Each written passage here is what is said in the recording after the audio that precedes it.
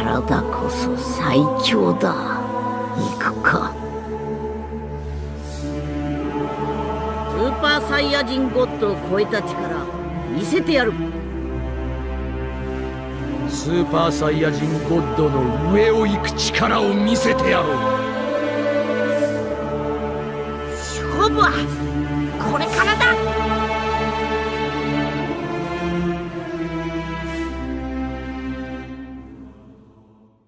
Salut les samouraïs, c'est Ansei et j'espère que vous allez bien. Je vous propose aujourd'hui une petite vidéo sur Dragon Ball Super. Alors avec les 2 derniers épisodes, on peut dire que la série reprend un petit peu du poil de la bête et que ce nouvel arc, qui était pour moi un petit peu mal parti, semble essayer de redresser la barre. J'ai beaucoup apprécié l'épisode 104 et l'épisode 105 et j'étais sous le charme de cette remise en avant de Kame Sennin. J'ai vu que j'étais pas tout seul puisque beaucoup de vos réactions sur la toile étaient plutôt positives envers ces 2 derniers épisodes et notamment envers l'épisode 105. Et du coup, je me suis dit que ça fonctionnait bien certainement aussi parce que une composante essentielle pour moi de l'univers Dragon Ball était bien mis en avant avec l'épisode 104 et notamment encore plus avec l'épisode 105. C'est le retour de la technique dans Dragon Ball. Et du coup, la question que je me suis posée en rematant ces 2 épisodes, c'est quel point c'est important justement, à quel point la technique est importante dans l'univers Dragon Ball. Si on retourne au tout début de l'œuvre, Dragon Ball, au-delà de nous compter au début la quête et l'aventure autour des boules de cristal, c'était aussi surtout une histoire d'arts martiaux. Ça parlait essentiellement d'arts martiaux, de tournois, de dépassement de soi. Et donc au centre de l'intrigue, on avait l'importance de la technique. Et très régulièrement, même dans chaque affrontement, il était assez fréquent que l'adversaire utilise une certaine technique et alors le héros devait soit utiliser une technique plus puissante ou alors faire preuve de ruse dans certains épisodes. C'était très souvent ça, avec un petit peu d'humour derrière, pour contrer les techniques de leurs adversaires.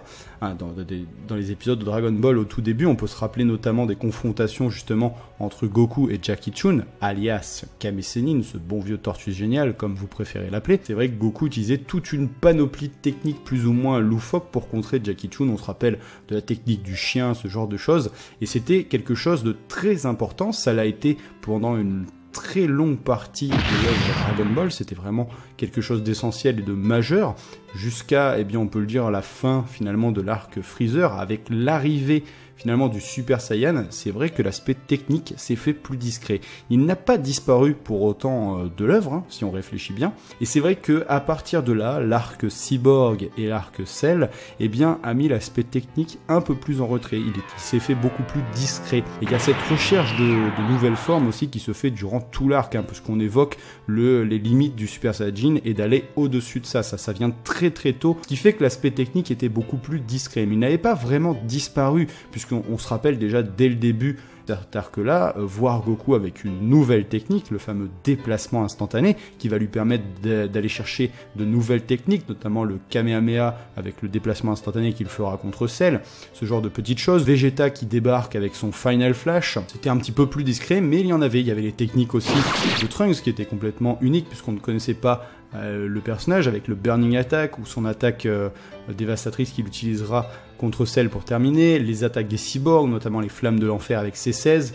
Voilà, il y en avait eu quand même, mais ça s'était fait beaucoup plus discret. Et puis, ensuite a suivi Dragon Ball, où ici, pour moi, c'est un des arcs, après les débuts de Dragon Ball, qui finalement est le plus proche de la jeunesse de Dragon Ball en aspect technique, puisqu'ici, on a eu un éventail, justement, de techniques vraiment très consistant durant tout cet arc. Même si on pouvait avoir peur avec les débuts de cet arc-là, qui nous montrait peut-être des power-up et l'enchaînement de transformation de la part des personnages, avec le Super Saiyajin 2 que quasi tous les plus vieux Saiyans avaient, les Super Saiyans des jeunes Goten et Trunks qui venaient très vite, le Super Saiyajin 3 de Goku.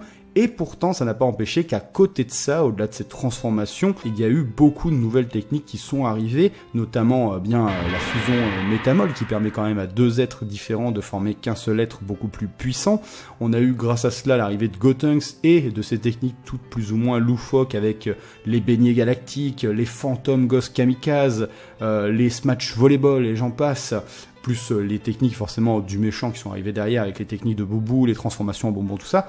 Et quelque part, je trouve que c'est l'un des arcs qui était le plus proche des débuts de Dragon Ball parce que il y avait beaucoup de techniques et aussi beaucoup de techniques loufoques finalement, un petit peu comme ça a toujours été aussi le cas dans Dragon Ball et d'autres beaucoup plus impressionnantes et puissantes. Quand Dragon Ball Super lui a commencé, ils sont partis sur le parti pris d'arriver avec des nouvelles transformations qui se sont enchaînées déjà un petit peu trop rapidement. Hein, le Super Saiyajin God, le Super Saiyajin Blue, ça faisait presque le ridicule quand on les a vus la première fois avec cette couleur de cheveux rouges puis cette couleur de cheveux bleus.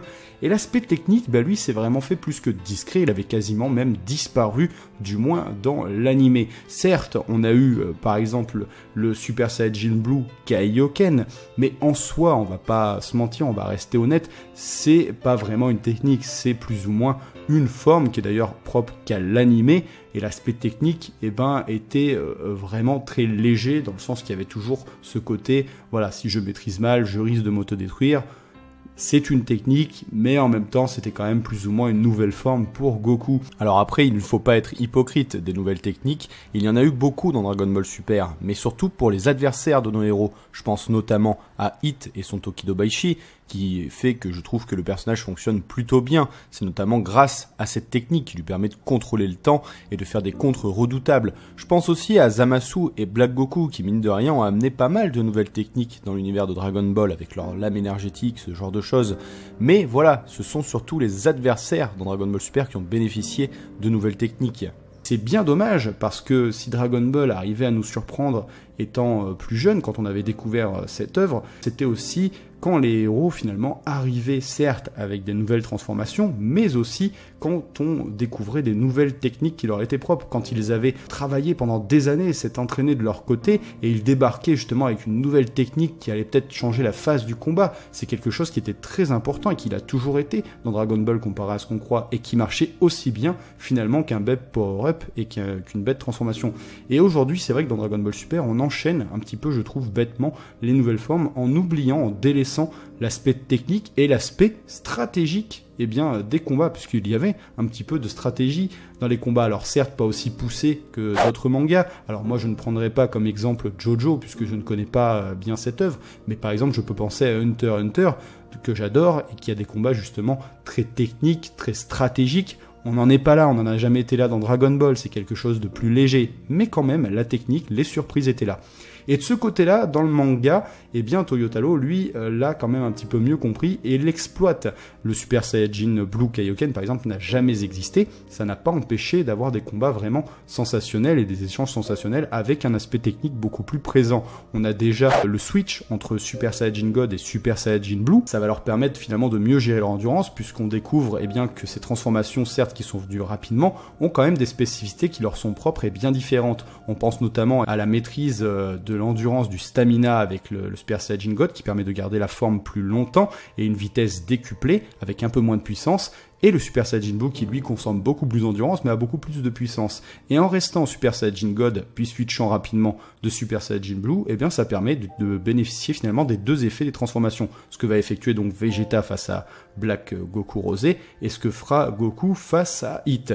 Et là j'ai de bons espoirs pour l'animé, puisque dans l'épisode 104, vous avez certainement dû le remarquer, quand Goku est avec Hit, il va justement utiliser un petit peu cette transformation sans qu'elle soit évoquée, le Super Saiyajin God, et il va effectuer ses switches justement de puissance quand il a besoin de taper, sans que ce soit vraiment évoqué. J'espère qu'on va en reparler et qu'on va revoir ça par la suite, puisque cette maîtrise est quelque chose de très important dans le manga. Idem, de nouvelles techniques sont apparues pour les héros dans le manga. Je pense notamment au terrible Hakai que utilise Goku face à Gatai Zamasu et qui a surpris beaucoup de gens, qui a un petit peu fait gueuler certains d'entre vous parce qu'ils trouvaient ça un petit peu incohérent.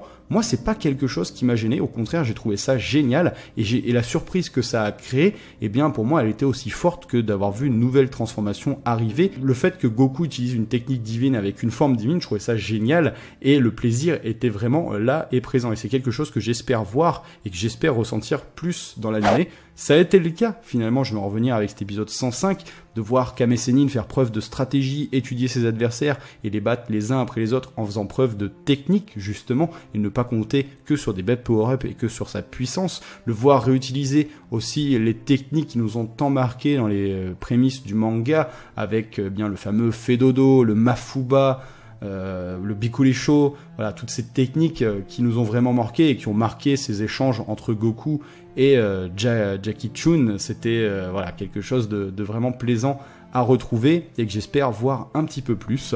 Sur ce, eh bien, je terminerai cette vidéo en évoquant la fin de l'épisode 105 qui nous a montré une scène assez poignante, montrant un Goku plus fragile que jamais finalement, un Goku qui nous montre ses émotions. C'est très rare dans l'œuvre, donc c'était quelque chose aussi d'assez plaisant, et ça m'a fait penser aussi le côté dramatique et le côté émotionnel manque aussi un petit peu à Dragon Ball Super, mais ça c'est un autre sujet, un autre débat que je vous proposerai certainement dans une autre vidéo si bien sûr toutefois cela vous intéresse. Sur ce, eh bien, n'hésitez pas à me donner votre avis sur la question de l'importance de la technique dans Dragon Ball, dans l'univers Dragon Ball. Est-ce que c'est quelque chose d'important ou non pour vous? N'hésitez pas à participer, c'est avec plaisir que je viendrai vous lire. Et je vous souhaite une excellente fin de semaine, portez-vous bien et à la prochaine pour d'autres vidéos. Tchuss!